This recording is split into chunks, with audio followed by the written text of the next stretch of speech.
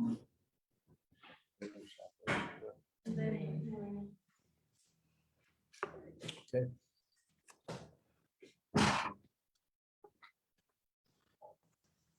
So we gave a little introduction yesterday to the Maimon of the Rebbe Rashab. And today we'll learn the Maimon inside. So again, in the first Maimon we learned something from the Alter Rebbe about the Nisayon, about tests. We learned something from the Tzemach Tzedek. We learned something from the Mittel Rebbe. The Mittel Rebbe is the one that describes the mashal of the father and the son.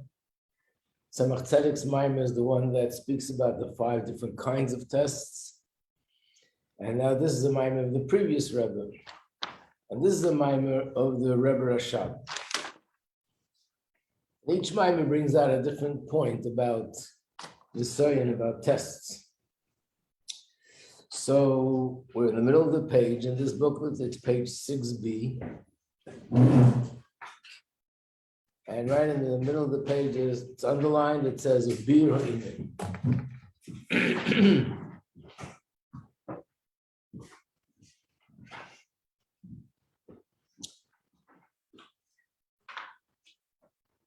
Bir ha'inyan.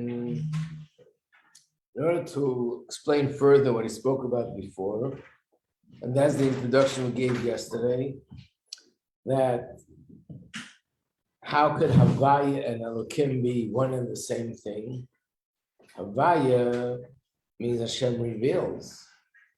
Elokim means Hashem conceals. And the answer was because the concealment is part of the process to reveal. We gave a mashal of a teacher and a student, a Rav and a Talmud. That when the Rav teaches a student, and the subject matter is very deep, very abstract, so deep and so abstract that the student won't be able to grasp it. And the only way that he could communicate this concept to the student is by hiding its depth. And how does he hide the depth? He has to hide it in a way that he presents it in a form of a mashal. Because the mashal is simple. The mashal is a story. You don't even see such depth in the mashal. But that mashal really contains tremendous depth.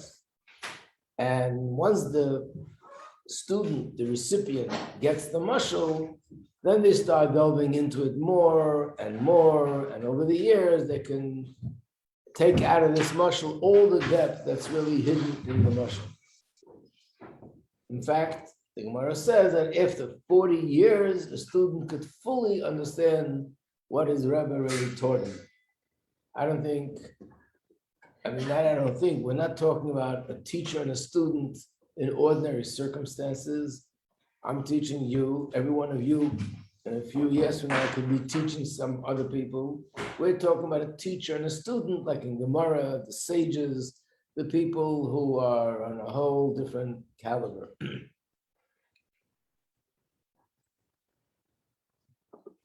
So in that case, this mashal is like the Shem Elokim, that's concealing.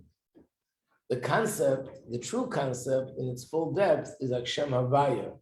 That's what the revealing the concept.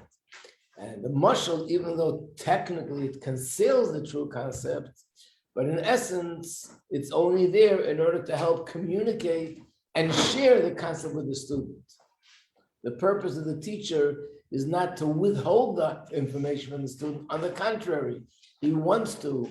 He has a desire to share this concept, information with the student, but he knows the student can't handle it if he gives it to him in its purest form. So he conceals it and hides it in order to communicate it to him. So basically the hiding and the giving over, it's all one and the same. It's part of the process of delivering the information from the teacher to the student. Now we'll go to these words. In order to explain this further, let's preface it by explaining the inyan of nisyonos. It says in Chumash, in the Torah, Ki menase avaya elokechem eschem. Hashem tests you.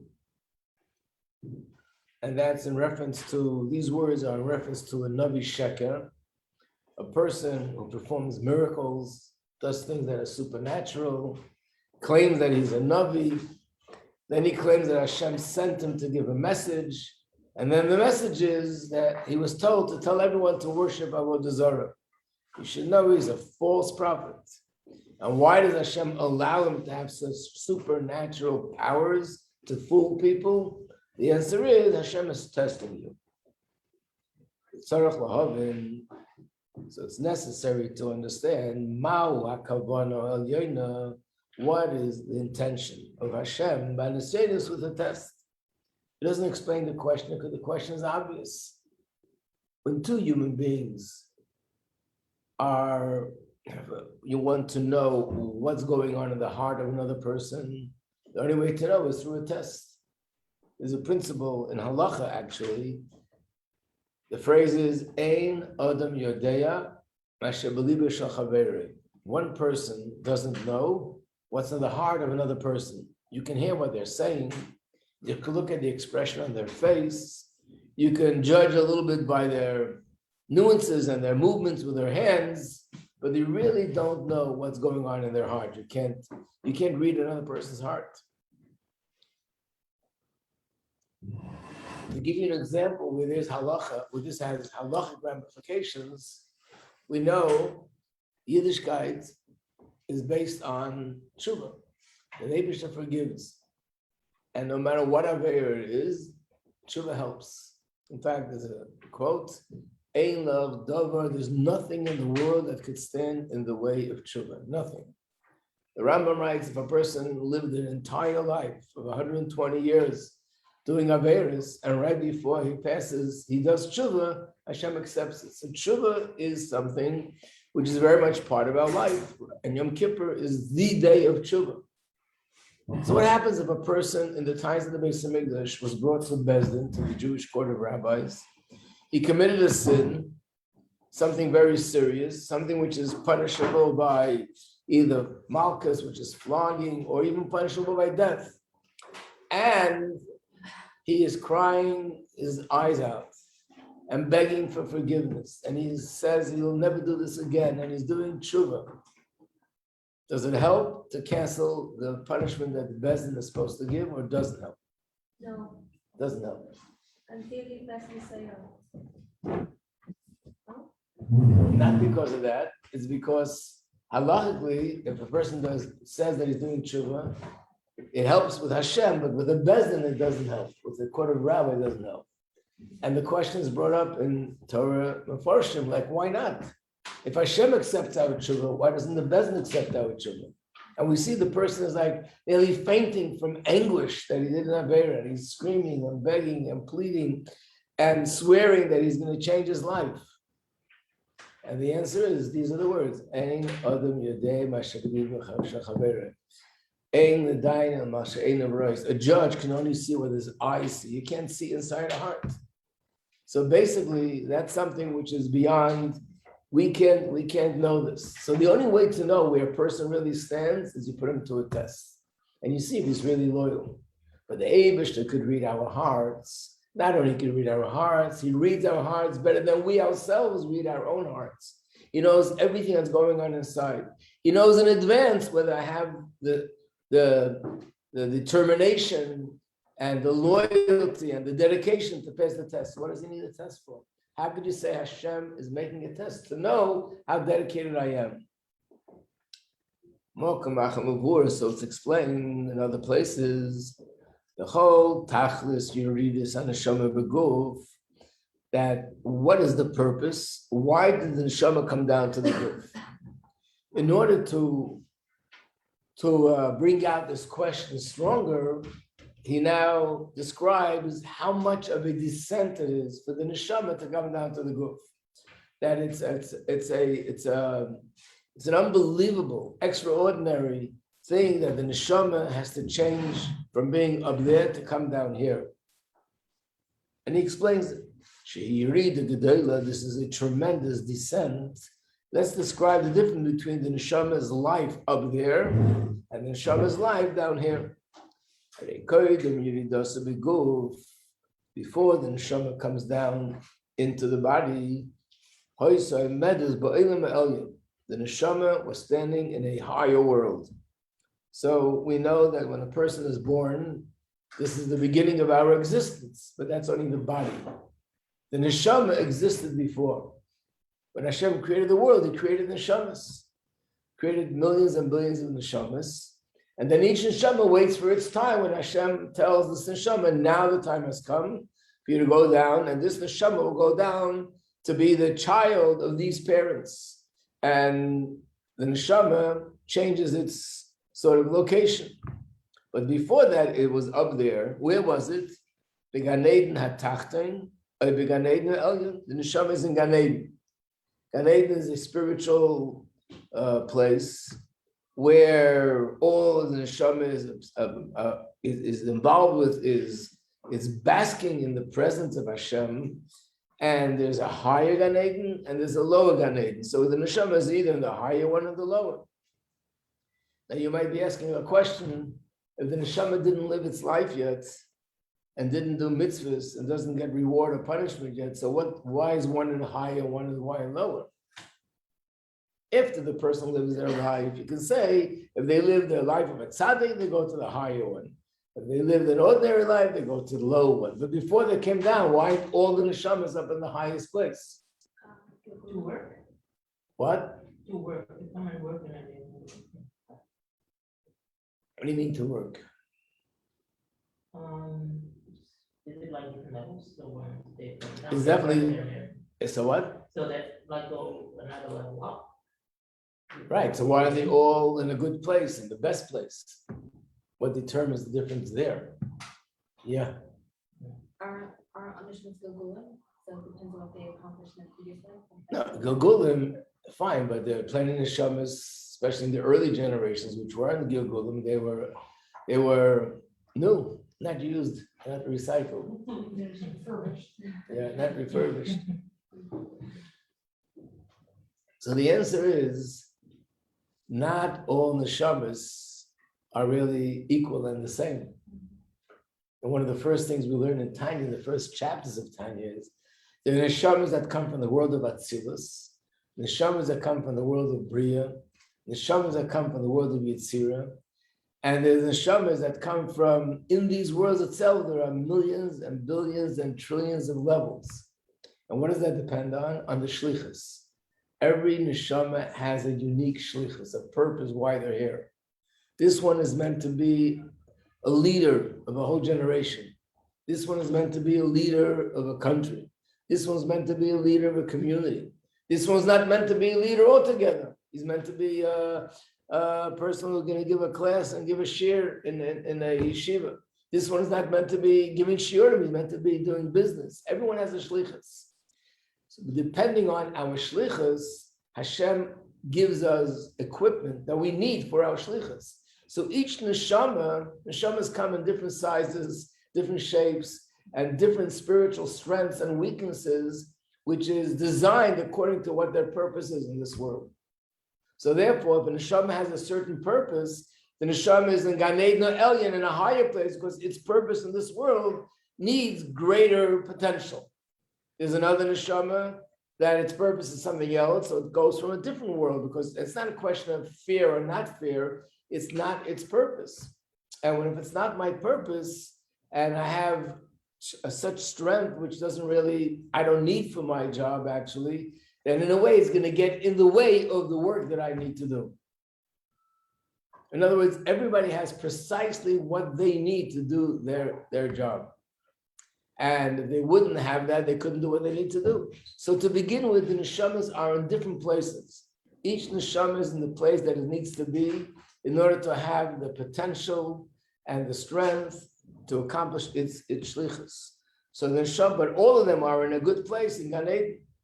Kedu, as it's known, me'ayin me'ayin basa. Very often in a mimer, they'll just say a word and you're supposed to know the subject from other places. This is one of them. There's a Mishnah in Pirkei Avos where it says a person should always think about where you're coming from. And the Mishnah literally means something completely different. But there's a Hasidic interpretation that the word ayin means from Hashem. Like we say, we're created yesh me ayin, something from nothing. And Hashem is called ayin. Ma'ayin basa means the neshama is coming from a place of ayin, from a very high spiritual place that is so much higher than this world. Now, what is the neshama doing up there all day? Can't play tennis, no ping pong, no chess. What are they doing? So the neshama is basically experiencing pleasure. And the pleasure that neshama has is from understanding. We all know on a small scale, each and every one of us, sometimes there's something difficult you don't understand, you learn it, and you get it, and you understand it. The pleasure that you get from something intellectual is really very powerful. The neshama is constantly involved in understanding godliness, understanding Hashem. And that gives the neshama tremendous pleasure. Hashem is infinite, so there's really no limit to how much the neshama could comprehend. And the neshama is constantly going higher and higher in understanding godliness. And that's what it's occupied with. As a result of having this understanding of Hashem, so the neshama is on fire with love for Hashem. As we know, the love and fear of Hashem are a result, and it's an outcome of what we understand of Hashem. The more you understand Hashem's greatness, the more you love Him. The more you understand Hashem's greatness, the more you have feelings of fear and awe for Him. So v'amda b'ava b'yira, the neshama up there was totally wrapped in love and fear of Hashem. B'chinas bittul b'elakus, total bittul, totally submitted to Hashem. There's nothing else in the world that made any difference and had any importance to the neshama up there. As it says, Chai Hashem Hashem Manati Lefonav. There's a pasuk in Tanakh. The words were said by Elisha the Navi, and he swore. He said he's swearing in the name of Hashem that I stood before him. And what does it mean he stood before him? Where did he stand before Hashem? So the Mepharshim explained it means before the neshama came down, he stood before Hashem.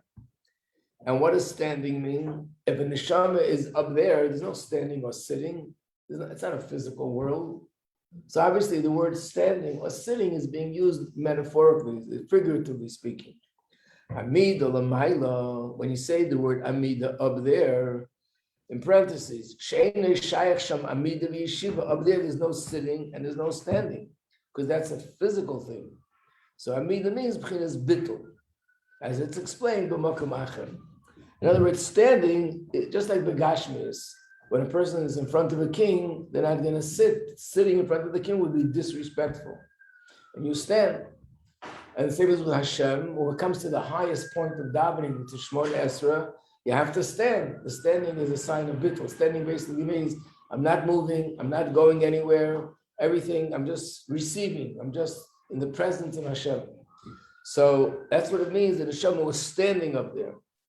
And that's the life of a neshama. Now things change. Yordam says Madrigas, the neshama comes down to this world and comes down and goes through many stages and many levels. It's not just, even though we say there are 4 levels, Atzilus, Bria, Yitzira, Asiya, or we say this in davening, Haneshama Shanasatabi, the neshama that you gave me, Tahiri is pure. That's implying that the neshama is an Atzilus. Ata Brasa means the neshama comes down to the world of Bria. Ata Yitzarta, the neshama comes down to the world of Yitzira. Ata Nafachtabi, you blew it into me, that's down here in the world of Asiya. But that's general. In a more specific way, each world has thousands and thousands of levels, and the neshama goes through these descents, one descent after another descent, and comes down to this physical world. It becomes very distant from this light of Hashem. Down here, it doesn't have the capacity to understand godliness, like the neshama understood when it was up there. That was explaining that even if the neshama down here would engage in understanding Hashem, there's no way to compare it to its experience of understanding Hashem up there. Because the neshama is up there without a guf, and down here it's in a guf.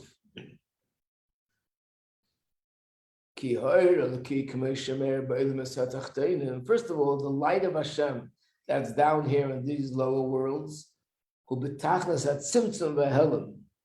it is very concealed. The light of Hashem is concealed light, because otherwise the light couldn't come here. Hashem is infinite, and he chose to create a finite world, so he had to conceal his light. That's the concept of tzimtzum. And that light of Hashem down here can't even compare it to the light of Hashem up there. It's like comparing the light of the sun near the sun to the light of the sun when it's here on the ground. On the ground, there's light, yeah. But you can't compare how bright this light is to the brightness of the sun. If you'd be standing right next to the sun, it would be blinding completely. So down here, the light of Hashem is so much more mitzumtzum, so much more concealed. It's a reflection of a reflection of a reflection. It's a very external aspect of Hashem's light. And the second thing, besides the fact that the light itself is less, the light is so much more coarse here. Even when I do understand godliness, because I'm understanding godliness with a physical brain, my perceiving godliness is so much more coarse than the neshama understands it up there. You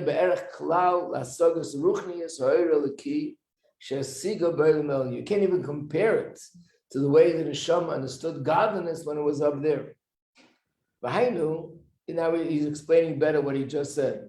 The difference between the neshama down here and the neshama up there is the beis dvarim, the 2 points. Number one, the light is a greater light.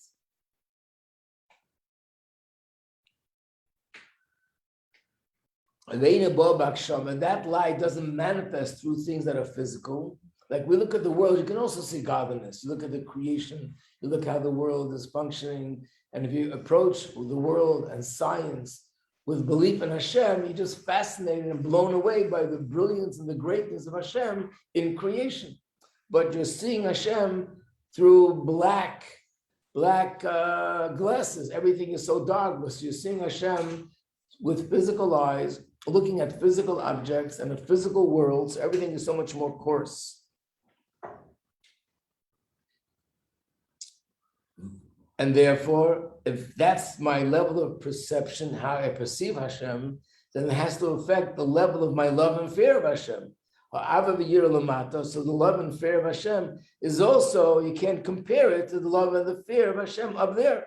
If the understanding of Hashem is greater, then the emotional result and reaction is going to be greater. That's one difference. Right? So another difference is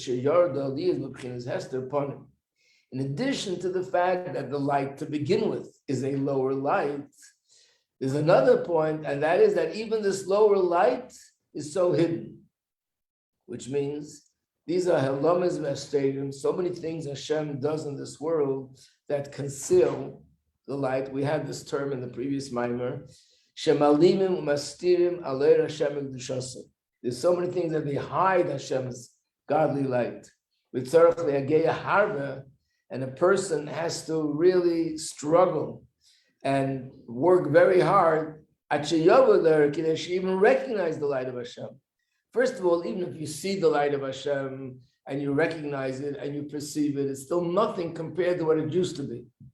But it's so hidden in this world that you don't even see it. And you have to really work hard to be able to feel and sense in a real way godliness in this world. You know, when there's a miracle, it hits us, but normally it's very hard to see that. And they call who you read the Gedalim. So this is such a descent. How could you compare with the neshama was like taking a person who lives in a palace with a king, and he's the most beautiful place in the world, a royal palace. He's meeting the most amazing people in the country, scientists and doctors and philosophers and ministers and kings. And he's taken to a place and put into a pit deep into the ground. And over there, he has snakes and scorpions and ants and who knows what running around. How could you compare where he was and where he is? So why would Hashem do that? You read this, so the whole purpose why Hashem took the neshama down to such a low place, the whole purpose why the neshama came down is to be tested, to have a nisayon. What's a nisayon? How do we define a nisayon? Anything that happens to a person which conceals Hashem, that's called a nisayon. Something which makes it harder for me to recognize that this is coming from Hashem. For example, Istalkos Chayes Hashefa, the Meniyas, Brias Agufa, Meniyas Moment. If a person is lacking in health, if a person is lacking in financially, if a person is lacking, that's godliness being hidden. Hashem is good. Hashem is the essence of good, the epitome of goodness and kindness. When something happens which is not that way, then it appears as if this is not Hashem, as if it's coming from another place, or Hashem is chas v'shalom not good. So anything that happens, which is the absence of any kind of bracha, is concealment of godliness by definition. And the purpose is, this is to conceal the holy light of Hashem. And this life flow of Hashem, in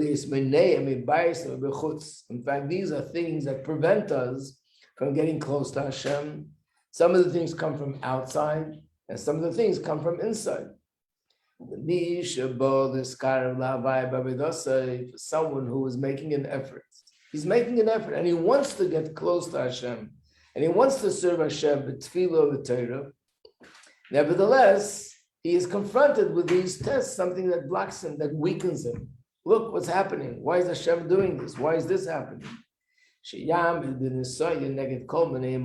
the whole purpose was that Hashem sets up these tests, roadblocks in my path. But the purpose is not chas v'shalom to block me, not chas v'shalom to cause me anguish. The purpose is I should overcome it and rise to a level which is going to be a much higher level. Yamid v'nisayin neged kol menei amakiv. This is the purpose why the neshama came down. And what is to be gained by that? The neshama reaches a higher level of godly light.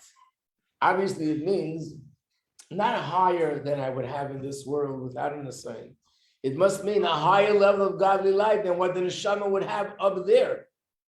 So the neshama comes down here in order to go through a test, and by going through the test, it reaches the highest level, a higher level than it was before it came down. So this needs to be understood. We have to understand how is it that through this, Tafka, by going through this descent, the neshama could reach a higher light.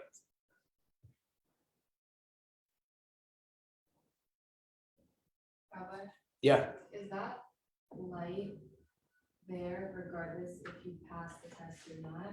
Because let's say like you go through these tests, you are making an effort, but it does weaken you, or like whatever, maybe you don't pass the test. Is that you didn't accomplish? The light is there, but it's not revealed to me only by passing through the test.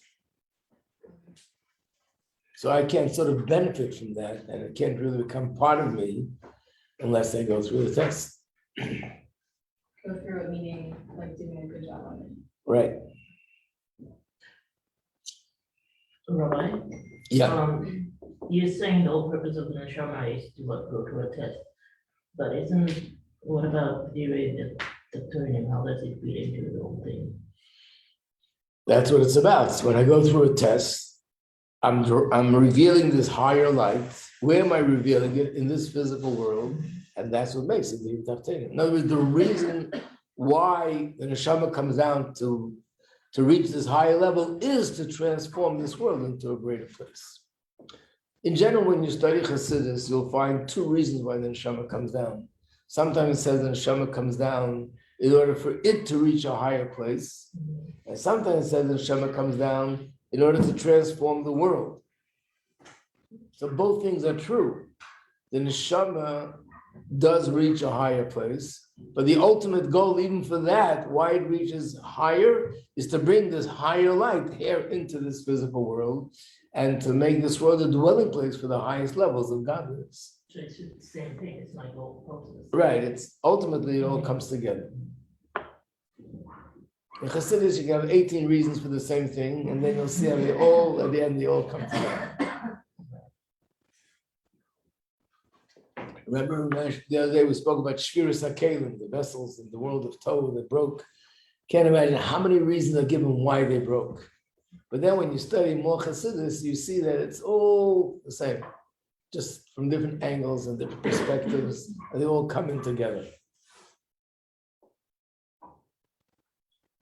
This is one of the most fascinating things when you study Chassidus, how they see the connection between things, like the deepest, the core understanding of it brings everything together. Once you really get to the depth of it, you see how it's all connected. Now he's going to explain what's the opinion of the Nisayon. And the definition of a Nisayon is a concealment. Shemaylim umastirim alo emes. They cover the truth. She'im hoyo yedeyes emes. So a Nisayon is something which on the surface is a little bit like deceptive. It's a deception. It makes me think that something which is not true is really true. For example, if a person would know the truth that this is only a test, or it was a Nisayon klal, it wouldn't be a test. So what is a Nisayon? It conceals the truth. I'm now, just for the sake of those who are having a hard time following, we are 5 lines from the top of the next page, page 7. If you would know the emes, that this is a Nisayon, it wouldn't be a test. So the whole thing of a test is that something is hiding the emes. Like this, Shaman bin Nisayon, only by standing up to the test. For example, he's going to give an example now. We know that one of the tests of Avraham Avinu, one of the 10 tests, was that he defied the king Nimrod, who wanted people to worship him, and he had all sorts of idols, and Avraham Avinu stood up against him, and because of that, they threw him into a fire. They had the fire burning for some opinions say for 7 years. For a long time, it should be as hot as it could be, and then they would throw him in. They threw him into the fire, and the nest was that the fire didn't burn him. They threw him into this fire. He didn't know in advance that he won't be consumed by the fire. If he would have known, if he would have known, let's say he was a Navi. So let's say it was revealed to him, don't worry, go into the fire, there's going to be a miracle, nothing will happen to you. If he knew that in advance, wouldn't be a test. He did not know that. He thought, he'd throw him into the furnace, that'll be it. The way things are according to the order of nature, fire burns. You do, but it's known that Teva begematria lekim. Teva is the gematria of 86, which is the same gematria as the word Elokim. B'hainu, this means shekol hadboy shavoilam, all the laws of nature that exist, everything that science tells us, which is these are the laws of nature, fire, water, earth, and air. All these laws of nature, they all come from Shem Elokim. They're all from Hashem. And Hashem is the one who created these laws of nature, but which level of godliness does it come from? From Elokim. Which means that they're all malavushim, v'esteim Hashem Elokim. Elokim is the concealment of Shem Havaya, and Hashem Havaya is concealed in a way that water has to flow this way, and fire burns, and earth is this, and air is that. All these laws of nature means that Himself is infinite. He has no laws of nature. Hashem is not limited by any laws of nature. But the laws of nature, Hashem Elokim, blocking that infinite light and presenting the light of Hashem in a limited, finite way. Shaydei zeh through Shem Elokim Nasaribu Yischalkus Vagbala. All the differences and all the limitations come from the name Elokim. And She'esh Yisrei, for example, that fire should burn, V'mayim Yirba, and water should extinguish fire. Zeh Tivei Cham. This one is hot, and this one is cold. And all the other differences that there are between fire and water. Fire takes things apart, and water brings things together. And whatever else you could think of. But Shem Havaya, which is Hashem manifesting His presence, not in a limited way, who built Igvul. Hashem is infinite. And if He's infinite, there are no limitations and no differences between fire and water at all. Who says that water has to extinguish fire? If Hashem wants, water won't extinguish fire. And if Hashem wants, fire won't burn. There's a story in Gemara. There was a Tana, his name was Chanina ben Doisa. And he was one of the Tanoim, but he was known for his righteousness. And the stories in Gemara about him are sort of Baal Shem Tov kind of stories. All sorts of stories of supernatural things happen, miracles that he performed. One of the stories were that it was Erev Shabbos, and he told his daughter, let's go bench licht.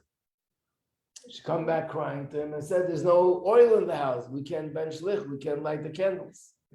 So he said, so take vinegar and light vinegar. The same God that said that oil should light will allow vinegar to light also. She poured in vinegar, lit the wick, and it was burning just as if it was oil. You can try it. Vinegar is not going to work.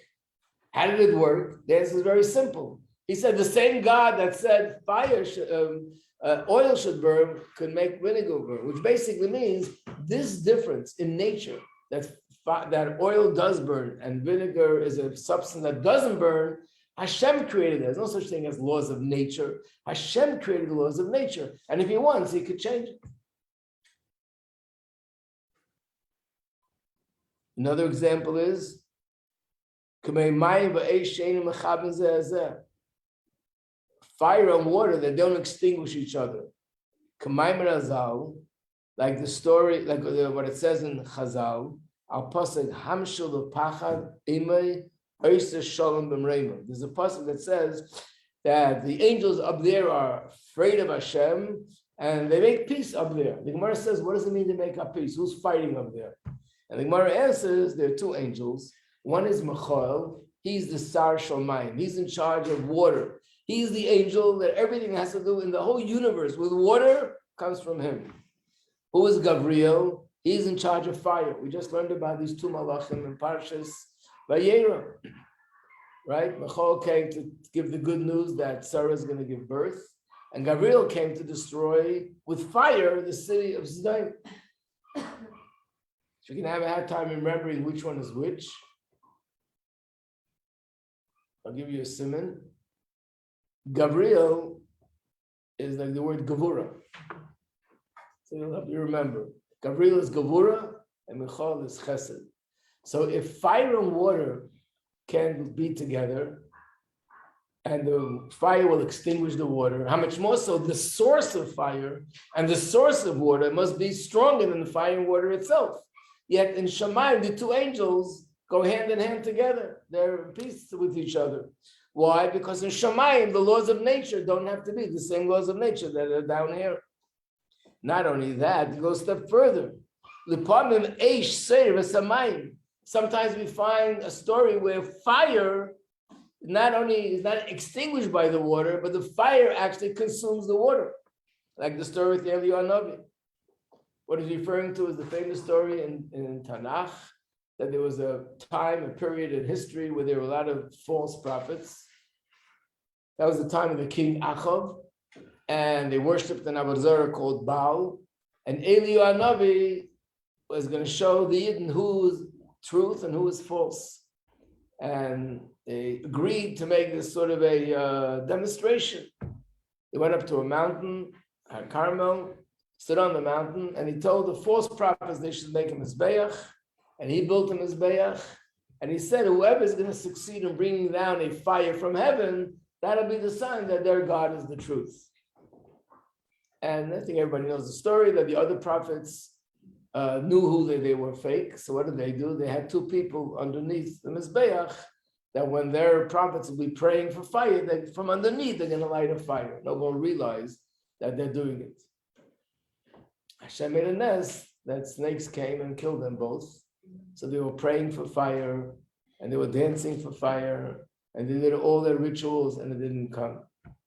It says it's an interesting way when it's presented in Tanakh. Eliyahu said maybe your God is sleeping, maybe he's a little bit tired. And then he davened Hashem, he davened Mincha, the Gemara says. And after he finished davening, he davened and asked Hashem to show the world that Hashem is emes. And the fire came down from Shaman. But before the fire came down, he put water on the Mizbeach. And nevertheless, the fire came down. And not only the water didn't extinguish the fire, the water was consumed by the fire. In other words, the water was cooked out because of the fire. So we see that the rule that fire and water can be together and water extinguishes fire is Hashem made the rule. And if he wants, he can change the rule and make it the exact opposite.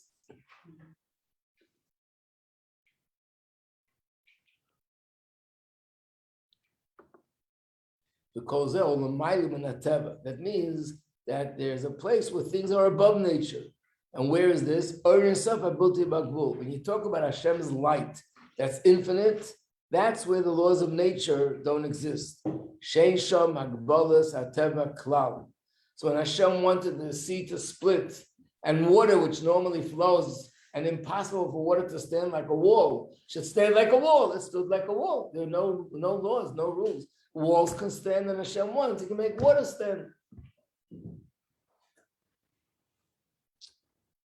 However, the way Hashem runs the world ordinarily is up the Hashem Elokim. Hashem wants the world to follow a certain order, and the order should be the order of nature, which there are rules and regulations and the laws of nature, and everything is limited in its own way.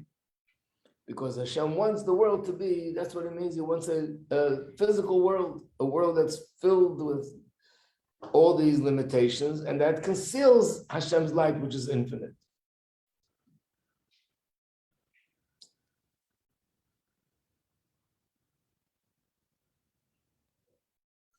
There's a question here, but we need more time to explain the question and to explain the answer.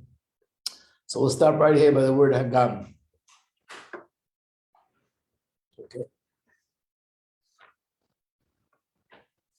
But in the meantime, be careful with fire because that's only Hashem could do these things. So watch what you do. Don't get carried away.